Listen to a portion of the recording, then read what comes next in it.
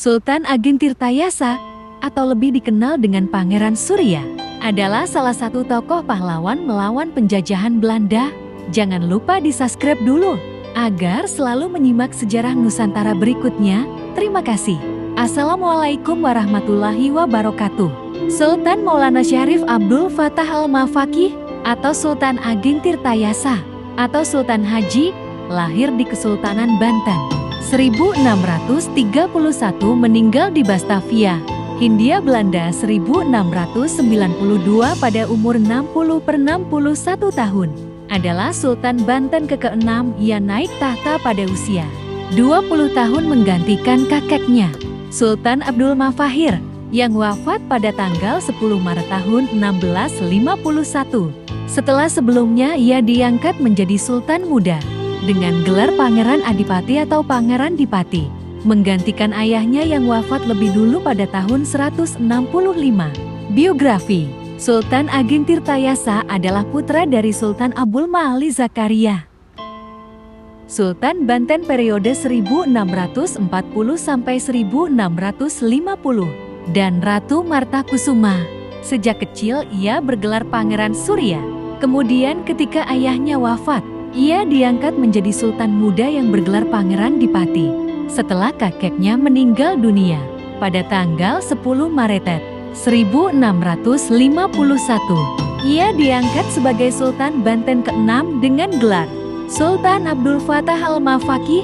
Nama Sultan Ageng Tirtayasa berasal ketika ia mendirikan keraton baru di Dusun Tirtayasa terletak di Kabupaten Serang. Pemerintahan: pada masa pemerintahannya, Kesultanan Banten mencapai masa kejayaannya.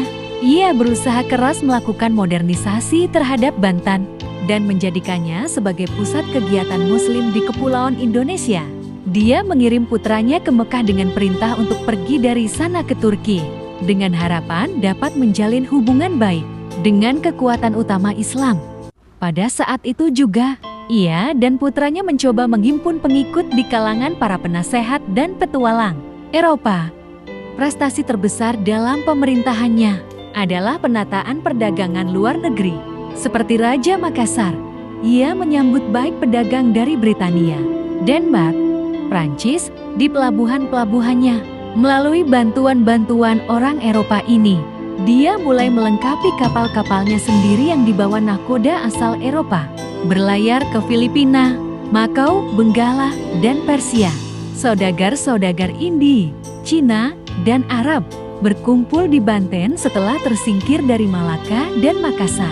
Barang dagangan yang dijual di pasar Batavia sebagian datang dari pelabuhan pesaing di Banten, dan gengsi Sultan Tirtayasa naik begitu tinggi sehingga ia menuntut bagian dalam perdagangan pala di Ambon dan dalam perdagangan timah di Semenanjung Malaya. Sebuah tuntutan yang ditolak oleh pemerintah di Batavia. Sebelumnya, bahkan bukan di zaman sebelum kedatangan Portugis, perdagangan yang begitu luas terjadi di suatu pelabuhan Indonesia. Seperti di Banten, perjuangan Sultan Ageng Tirtayasa berkuasa di Kesultanan Banten pada periode 1651 sampai 1683. Dia memimpin banyak perlawanan terhadap Belanda. Pada masa itu, Sriwijaya menerapkan perjanjian monopoli perdagangan yang merugikan Kesultanan Banten. Kemudian Tirtayasa menolak perjanjian ini dan menjadikan Banten sebagai pelabuhan terbuka. Saat itu, Sultan Ageng Tirtayasa ingin mewujudkan Banten sebagai kerajaan Islam terbesar di Indonesia atau Nusantara. Di bidang ekonomi, Tirtayasa berusaha meningkatkan kesejahteraan rakyat dengan membuka sawah-sawah baru dan mengembangkan irigasi. Di bidang keagamaan, Sultan Ageng Tirtayasa mengangkat Syekh Yusuf sebagai mufti sekaligus penasehat kesultanan. Ia juga memberikan kepercayaan kepada Syekh Yusuf untuk mendidik anak-anaknya tentang agama. Selain itu, Sultan Ageng Tirtayasa juga menikahkan putrinya yang bernama Siti Syarifah dengan Syekh Yusuf. Ketika terjadi sengketa dengan putra mahkota Sultan Haji, Belanda ikut campur dengan cara bersekutu dengan Sultan Haji untuk menyingkirkan Sultan Ageng Tirtayasa. Saat Tirtayasa mengepung pasukan Sultan Haji di Surosawan, Banten, Belanda membantu Sultan Haji dengan mengirim pasukan yang dipimpin oleh Kapten Kak dan Saint Martin. Hubungan diplomatik. Pada masa pemerintahan Sultan Ageng Tirtayasa, Kesultanan Banten aktif membina hubungan baik dan kerjasama dengan berbagai kesultanan di sekitarnya. Bahkan dengan negara lain di luar Nusantara.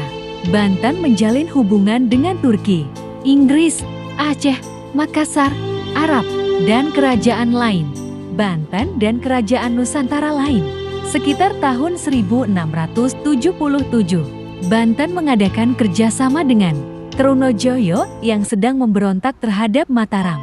Tidak hanya itu, Banten juga menjalin hubungan baik dengan Makassar, Bangka, Cirebon dan Indrapura, Banten dan Prancis. Sultan Ageng Tirtayasa berhasil menjalin hubungan dagang dan kerjasama dengan pedagang-pedagang Eropa selain Belanda, seperti Inggris, Denmark, dan Prancis. Pada tahun 1671, Raja Prancis Louis XIV mengutus François Caron, pimpinan kongsi dagang Prancis di Asia, sekaligus pemimpin armada pelayaran ke Nusantara.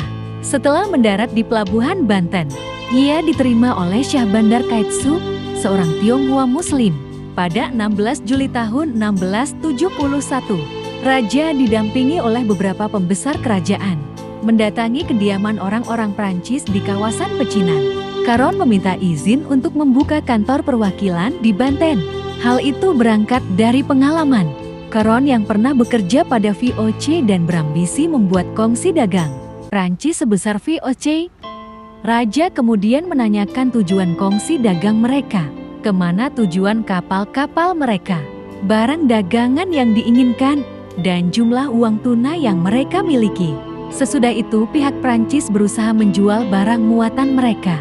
Barang-barang dagangan apa saja dapat dijual, kecuali candu yang dilarang keras beredar di Banten. Caron kembali mengunjungi Raja dan menghadiahkan getah damar, 2 meja besar yang dibawa dari Surat, Indi, 12 pucuk senapan, 2 jenis mortir, beberapa granat, dan hadiah lain.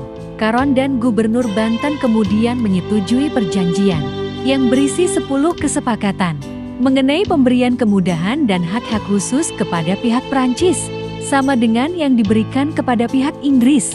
Banten dan Inggris. Hubungan baik antara Inggris dan Banten sudah terjalin sejak lama. Salah satunya adalah ketika Sultan Abdul Mafahir mengirimkan surat ucapan selamat pada tahun 1602 kepada kerajaan Inggris atas dinobatkannya Charles I sebagai Raja Inggris. Sultan Abdul Mafahir juga memberikan izin kepada Inggris untuk membuka kantor dagang. Bahkan, Banten menjadi pusat kegiatan dagang Inggris sampai akhir masa pemerintahan Sultan Ageng Tirtayasa tahun 1682. Karena saat itu terjadi perang saudara antara Sultan dengan putranya, Sultan Haji. Sultan Haji meminta bantuan Belanda. Sedangkan Sultan Ageng Tirtayasa diketahui meminta bantuan dari kerajaan Inggris untuk melawan kekuatan anaknya itu. Pada 1681, Sultan Haji mengirim surat kepada Raja Charles II. Dalam suratnya, dia berminat membeli senapan sebanyak 4.000 pucuk dan peluru sebanyak 5.000 butir dari Inggris sebagai tanda persahabatan.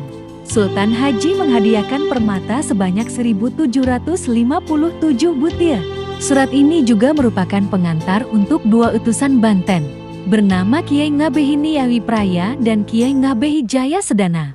Tidak lama kemudian, Sultan Ageng Tirtayasa mengirim surat kepada Raja Charles II, meminta bantuan berupa senjata dan mesiu untuk berperang melawan putranya yang dibantu VOC.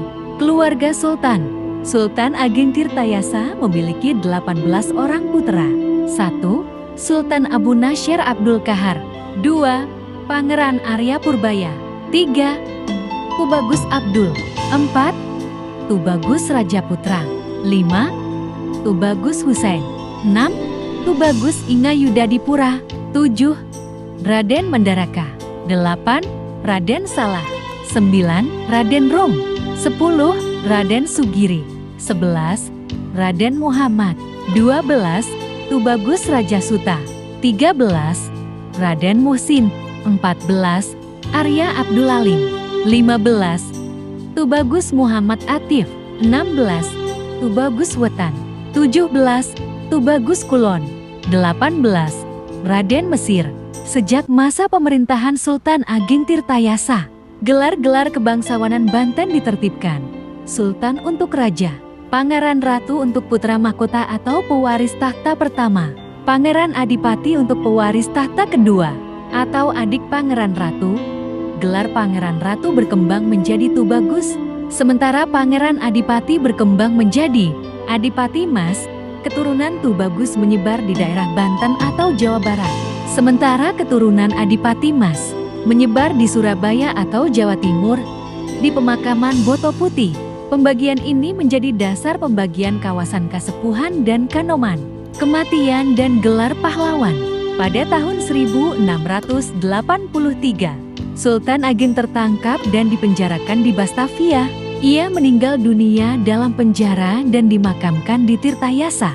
Atas jasa-jasanya pada negara, Sultan Ageng Tirtayasa diberi gelar Pahlawan Nasional berdasarkan SK Presiden Republik Indonesia nomor 045 TK atau tahun 1970, tanggal 1 Agustus tahun 1970. Nama Sultan Ageng Tirtayasa juga kemudian diabadikan menjadi nama salah satu perguruan tinggi negeri di Banten, Universitas Sultan Ageng Tirtayasa.